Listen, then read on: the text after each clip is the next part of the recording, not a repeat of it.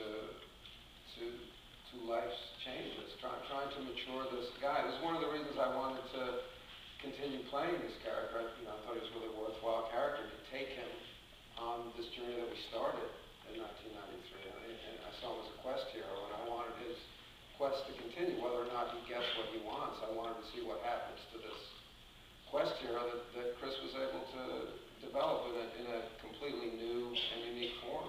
So I was proud to be a part of that newness, and I wanted to take him to his end. And this was another step towards that. Is he in any way happier or more content now with life for the world?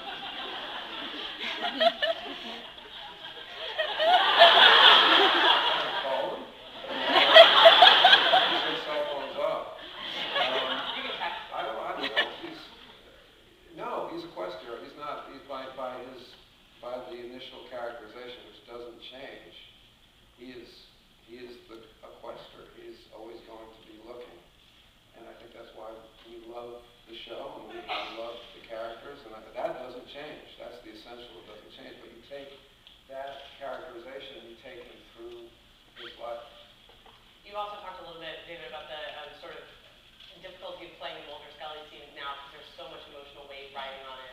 And leading back into that intimacy, did you guys struggle to find it again, or is it always going to be there at this point?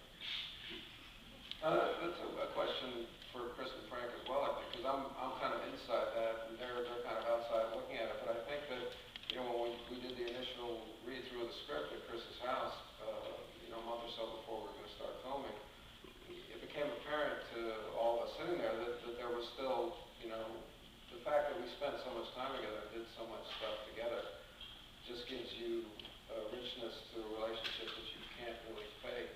So we just try to access that honestly and hope that it reads. And so far we've been lucky enough that it always does read. Frank, as you're writing that, I mean, you guys have long referred to this as a romance at heart, that whether it's the kind that certain people have always wanted it to be, or one of intellect, one of, a sort of more, a deeper connection. When you're writing that at this point, how did you have to adjust that for the time and make it grow?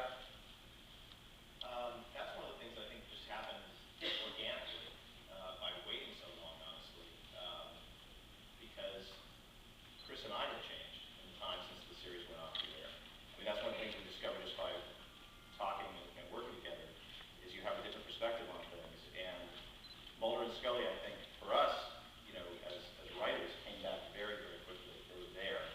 And I think very quickly we had pretty deep convictions about where they would be in their lives and what the nature of the relationship would be. And it was really nice to reconnect with the characters because I didn't realize how much I missed them in all those years. And then I started to realize how lucky I was to be in the position to revisit these people and how unusual that is in Hollywood that you get a chance to bring characters back to life. So it was intuitive and emotional, I have to say, and easy. I remember when we were reading the script the first time, I looked over and Chris was tearing up, and I was like, you got to really deliver here, because I realized through watching Chris that there was a heavy burden of the emotion of the characters. And also, I've said this before, when we were on set, and we were just goofing around, and somebody brought, one of these compilations that perhaps one of you put together. There was a lot of clips of Mulder and Scully set to a song, and it was very emotional. We were all, Joey and I and Chris started watching it, and I just remember thinking again, oh fuck, I got to deliver. I